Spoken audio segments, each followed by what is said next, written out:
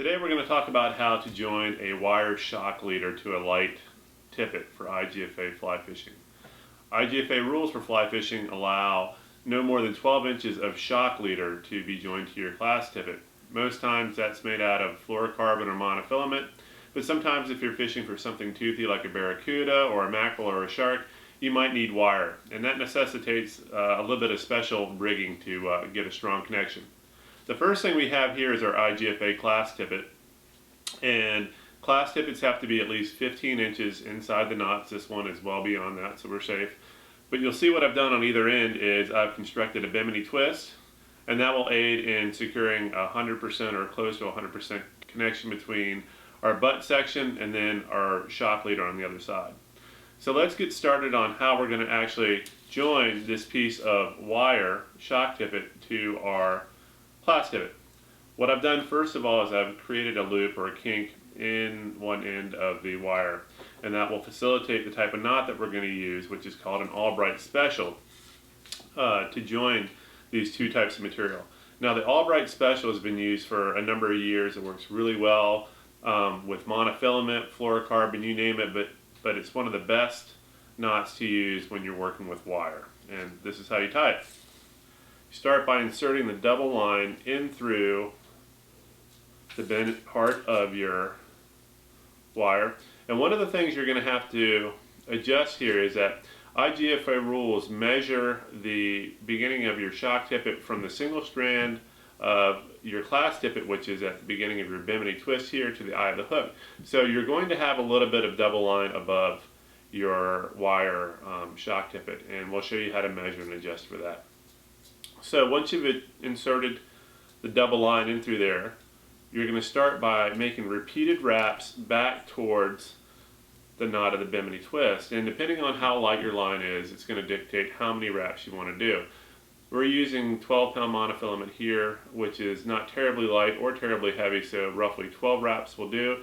If you have heavier mono, you could do less. If you're doing light mono, you could do more.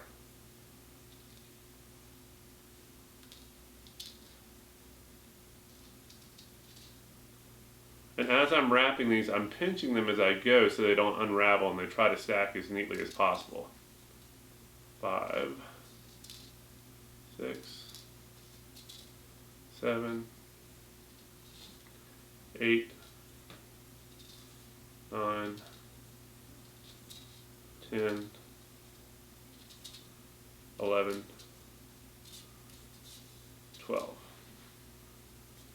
Then what you want to do is you want to take the tag end of your bimini, the end of the loop here, and insert it back through the same direction that it went in. And when I do that, what I'm going to do is I'm going to draw that down tight to where my last wrap was, and that's going to hold that for right now to keep that from unraveling. The first thing I'm going to do now is I'm going to draw on the bimini side, or the single strand side of my class tippet, and what that's going to do is draw up the loops that are on the end of the Albright to get those stacking up right. So we'll start by doing that. And once I do that, my next order of business is to move this entire works down to the end of the crimp in the wire, so there's not a lot of space where things can come loose. So you can slide that down as close as you can get it to the end. Again, you want to make sure your loops are not coming undone. You can do another pull here on this. Now, when you pull on the loop side of your bimini, what that's going to do is it's going to tighten the wraps that are closest to the end of the wire leader, and that's going to be the part that's going to keep these wraps, or part of it that's going to keep it from coming undone. Oftentimes it's helpful to use a pair of pliers to hold onto the wire here, and then you can simply pull on this to snug this up nicely, and then alternatively again pull on the standing part of your class tippet to make sure everything snugs up nicely. You want to see the wraps drawing down nicely. You don't want to see anything overlapping or kinking. If it draws nicely and neatly, you know you're tying a good knot. Okay, now that's in place. Now I have to trim this. It's important to trim the right part, obviously.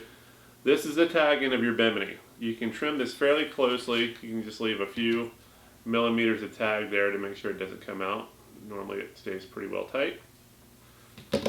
And what you have here now is your Albright connected to your bimini twist. Now we need to finish this off. We need to get rid of this tag piece of wire, and the easiest thing to do here is hold it with a piece of pliers, and we're going to do just a simple series of barrel wraps.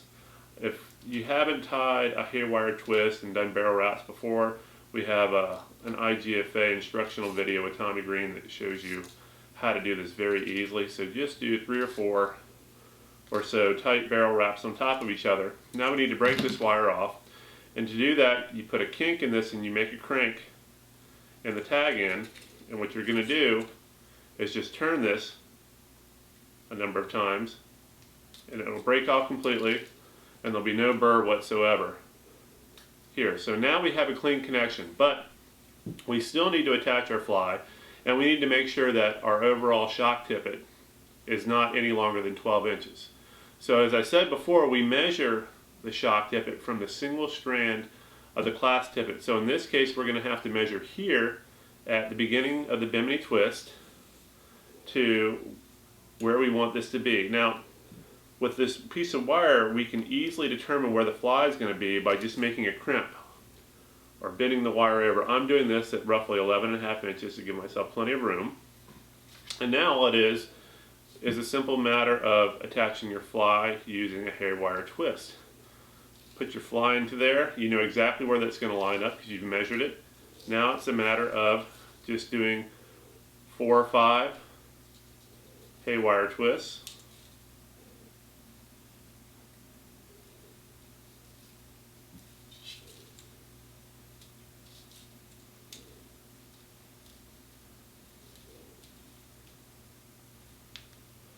And then finishing it off with 4 or so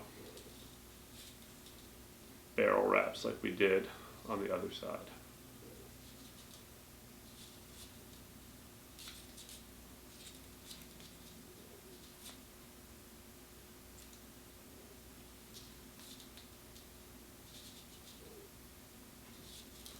And again, to finish that off, we're going to make a little handle. Now that we're all said and done, we can take a look at what we have. We've got the fly attached to a wire leader. That'll give us some protection against a fish that has very sharp teeth, something that might chew through monofilament or fluorocarbon. And we can see when we measure it, again from the single strand of the class tippet to the eye of the hook, we're right at about 11.5 inches, so we're completely IGFA compliant.